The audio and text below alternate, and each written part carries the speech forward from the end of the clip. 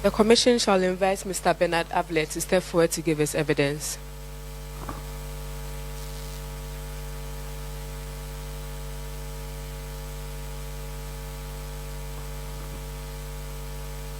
Please, what do you swear by, the Bible or the cross?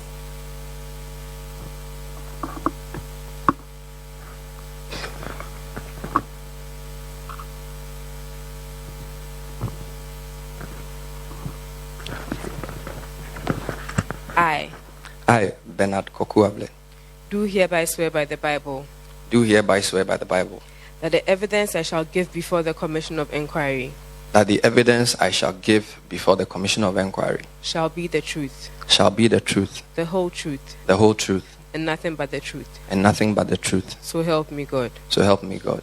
Please be reminded that by the oath you have taken, you've made a point to speak the truth, and the failure to do so constitutes an offense for which you'll be liable to punishment. Thank you. Please sit down.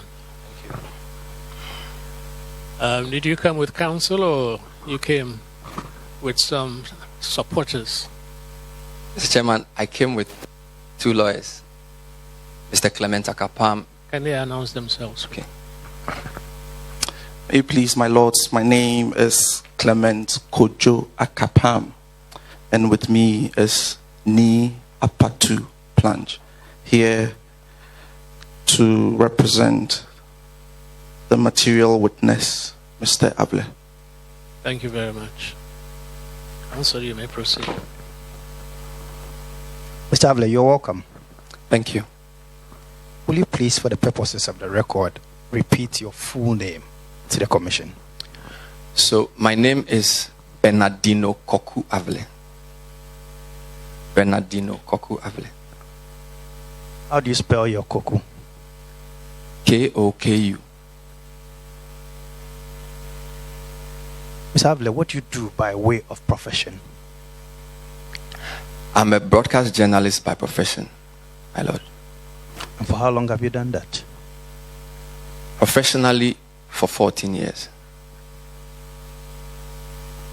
Are you working by yourself or you work for an organization? I am employed by an organization. And what is the name of the organization? I work for City FM and City TV. For how long have you been with the organization? I've been with City FM since inception in 2014, and I've been with City TV since it started a year and a half ago. On the 31st day of January 2019, did you play any role at all in monitoring the Ayawaso West Wuogon constituency election? Yes, my lord. What role did you play? As general manager in charge of news and current affairs at City FM and City TV, I deployed journalists to cover the by-election. As host of the City Breakfast Show, on the day of the election, I interviewed journalists from the ground and coordinated City TV and City FM's coverage of the by-election throughout the day. Have you got any materials, as in videos, snapshots, or any material at all that you think will aid the Commission in carrying out its duties? Yes, my lord. Mr. Avle, what do you have? With your permission, I have documented what I have on this sheet, and I can just run you through and present to the Commission. Very well. So I have audio files, video files, and text. I have video files which are news reports our journalists took on the day. I have other reports which I have labeled raw video files taken by the camera crew that we put on the ground on the day. And then we have news reports we broadcast on our online portals, 2 of them. I also have audio files of interviews I conducted with my reporters on the ground on the day. Other interviews that the host of Eyewitness News, Umaru Sanda, conducted with both Mr. Samuel George and Mr. Hansen Ajeman on the day. And then I also have audio files of my interview with Honorable Brian Echampong, Minister of State in charge of National Security, on the 1st of February. I also have the full text transcript of the radio interview with Honorable Brian Echampong. And all of these documents we have on this pen drive. Very well. Thank you. On the pen drive, are all these documents properly arranged and labeled? Yes, my lord. Such that anybody looking at them wouldn't struggle to find what? I have created 3 folders. So if you look at the sheet I would give you, I've labeled one folder audio files. So all the audio files are in the audio folder, all the video files are in the video folder, and the text file is in the text folder. So it makes it pretty easy to access. Very well.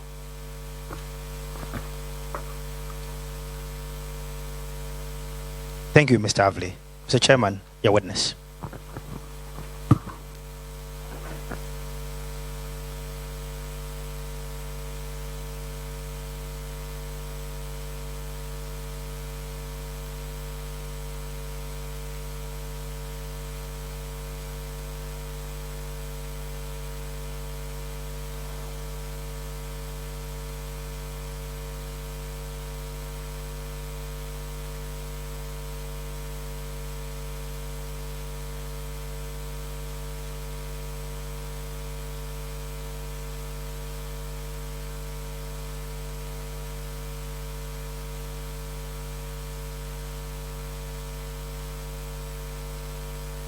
Exactly. Can you explain the distinction between the raw footage and the other videos? Mr. Chairman, in observing the proceedings of the Commission on Television, I noticed that in some of the testimonies, people made references to edited videos and news clips. So in putting together the evidence, the cameraman who took the shots gave us the raw footages he took from his vantage point, which have not been touched. And then he's also added the news stories he's created from the raw footages so that you can understand how it was sequenced. So the raw footage will show you just a camera standing somewhere showing things without any editing. And by watching the video report, you would understand what story he was telling. And we thought it was important to attach the raw files so that if you wanted to determine the authenticity and genuineness of what was shown, the raw footage would be more useful. How long is the raw footage? There are 9 separate files, each of them less than a minute long.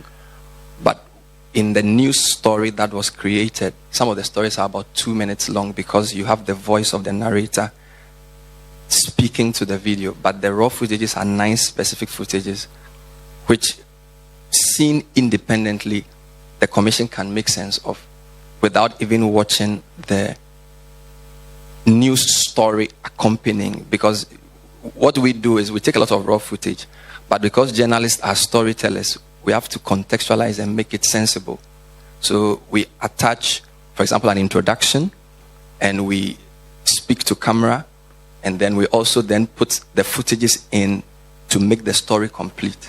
But the raw footage observed by a trained eye can then be deciphered to actually ascertain the veracity of the incident. Okay, we'll take a look at the raw footage. Do you intend to do any commentary on the raw footage? Because you were not at the scene. You were not an eyewitness. So are you in a position to do any explanation of the videos, the raw footage? And in order not to enter the realm of speculation, it will not be advisable to speak to a footage I did not take. yes. So I only brought the footage because as the supervisor of the journalists. They are in my possession. I believe the cameraman and the journalists who were there are available to speak to what they took, if it will please the commission.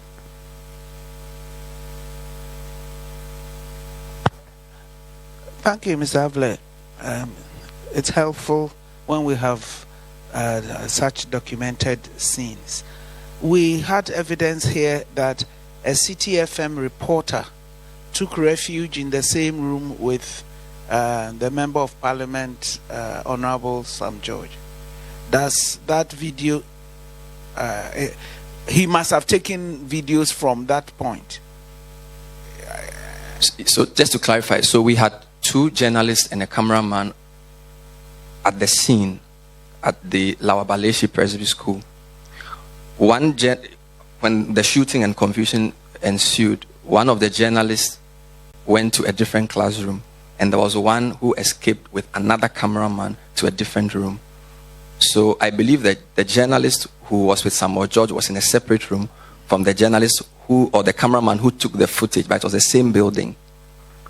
So the answer to your question is, yes, there was one journalist with Mr. George in one room, and then there was another journalist with a camera person in a different room, because they scattered when the shots were, so they didn't move as a group.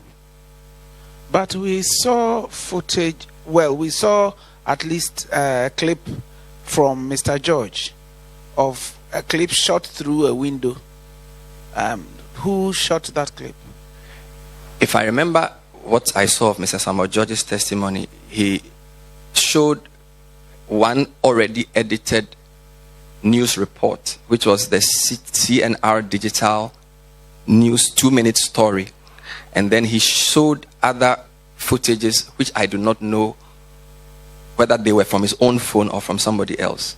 So I am unable to ascertain whether the second video Mr. Samuel George showed from that vantage point was taken by our cameraman or was taken by himself.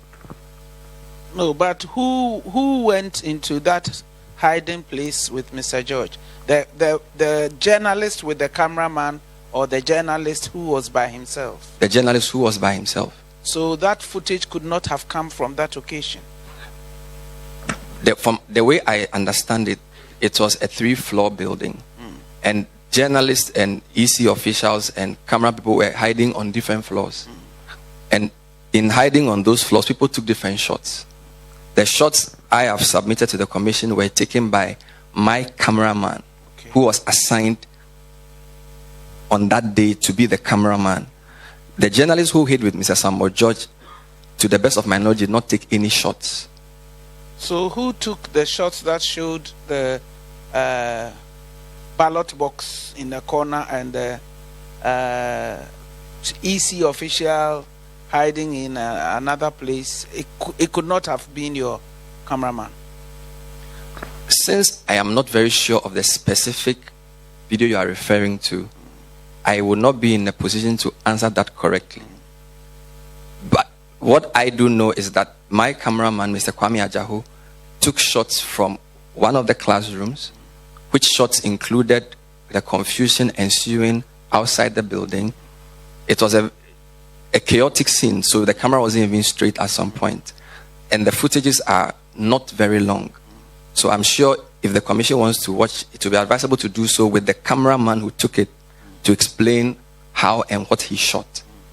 Oh, we will watch. I was just trying, because we heard testimony here that Mr. George took refuge with a City FM reporter in one room. And so he showed a video, showed us where the ballot box was in that room. And so I just wanted to be sure that it was shot by your cameraman. But what you are telling me now is that even if it was shot by your cameraman, then it did not come from that occasion, because your cameraman there did not have a camera. No. With respect, what I'm saying is that I do not know the source of Mr. Samuel George's footage in respect of what he showed, because I did not confer with him before he came. What I do know is that my cameraman took shots from a classroom in the ensuing confusion. If I saw Mr. Samuel George's videos and then I saw the videos my cameraman gave me, then I'll be in a position to tell whether it's the same shot. Not forgetting, my cameraman had a camera which he was using while he was in hiding. I also know that in hiding, people can use mobile phones to take shots. So I'm not clear as to the shots Mr. Samuel George showed here as to which particular camera took those shots. I just wanted because we will watch them, but I needed to know whether they were shot in that room. Thank you. All right, you can go ahead and show the videos.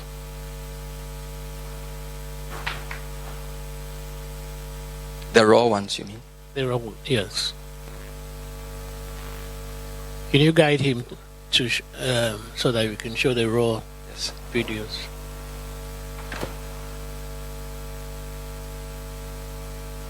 Said it's about 9 minutes.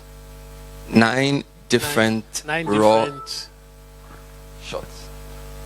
Total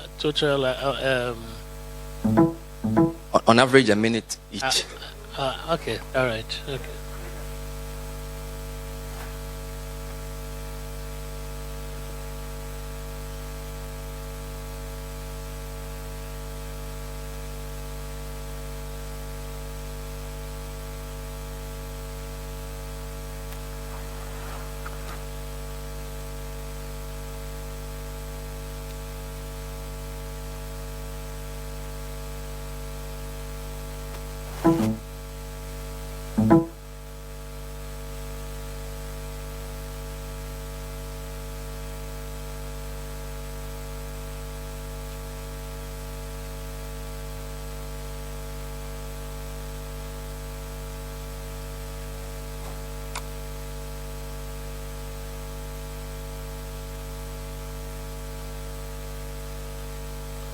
You have 1, 2, 3, 4, 5, 6, 7, 9 shot, 9 video.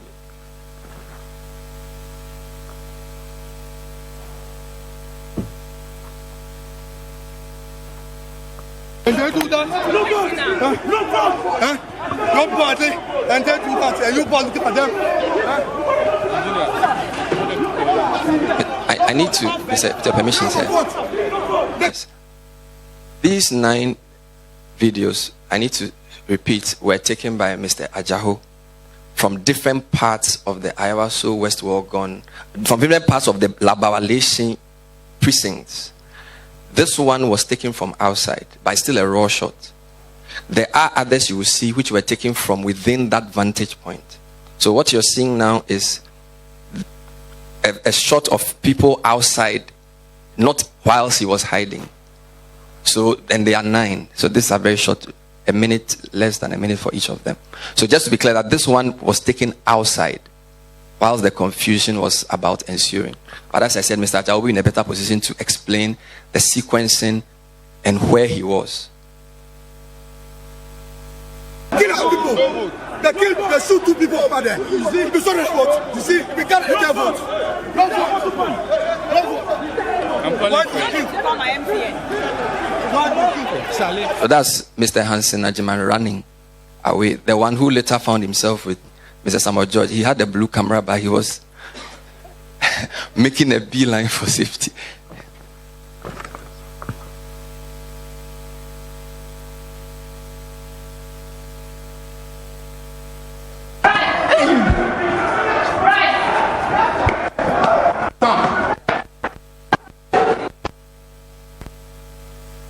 This is from one of the classrooms. This is a shot from the classroom.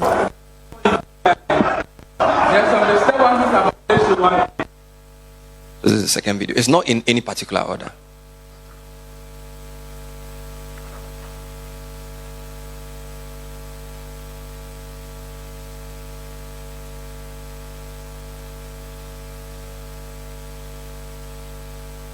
Select all. You want to select all?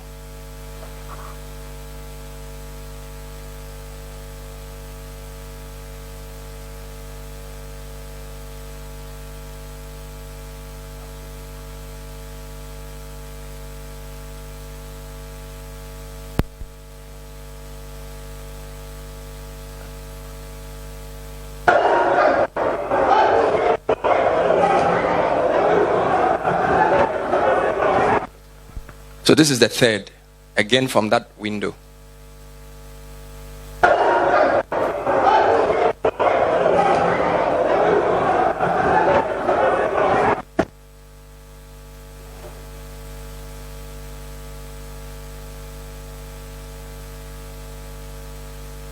So this video would end up in a news report with CNR Digital, because then it was created into a news story.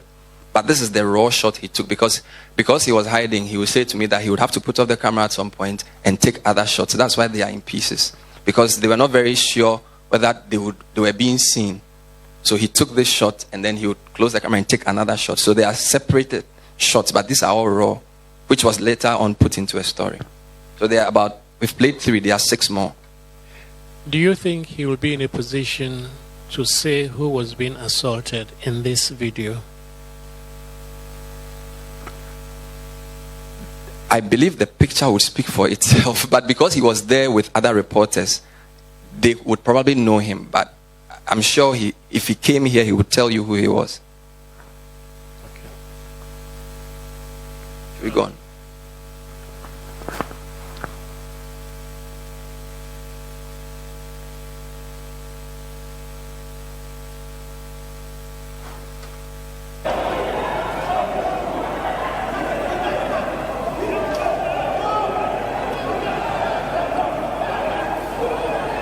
So, from the same window, but it was not joined to the first video, but it's the same sort of incident, but broken into 2. You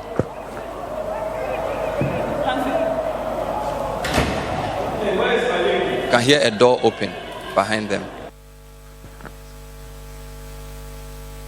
So we've played 4, I think 5 more.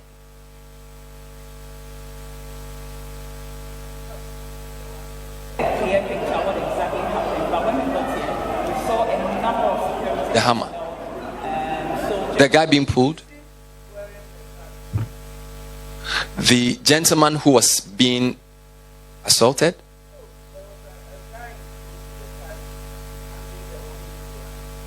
In the previous video.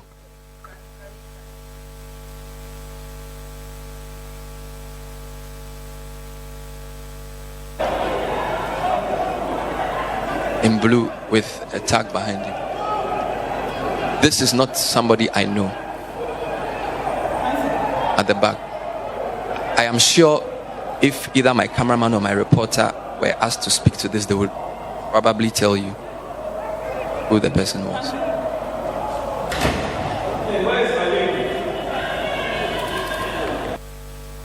So that was video 3. Now go on video 4. We didn't play video 4. So this is 4.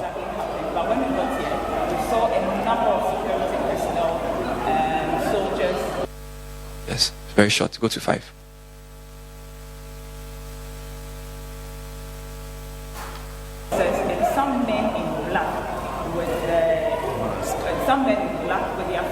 So you can hear a lady speaking in the background. That was the second reporter, the lady who was in the room with our cameraman. And I was interviewing her on air at the time she was in that secure location. But the second reporter was in a different room with Mr. George.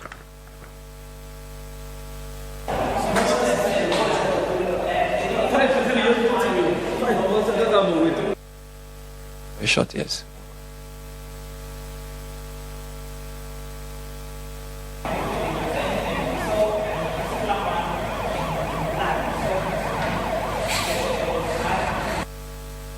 The last one.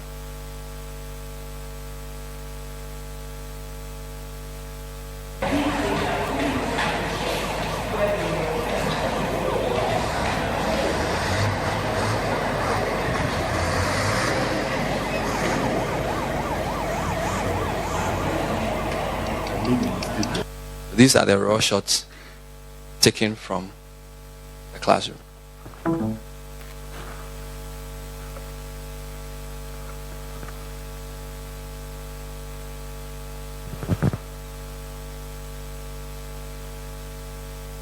Mr. Avle, thank you very much for this very important videos. If we need any assistance, especially from those who took the videos, we'll let you know. So, Thank you. yeah, you're free to go now. Thank you, sir.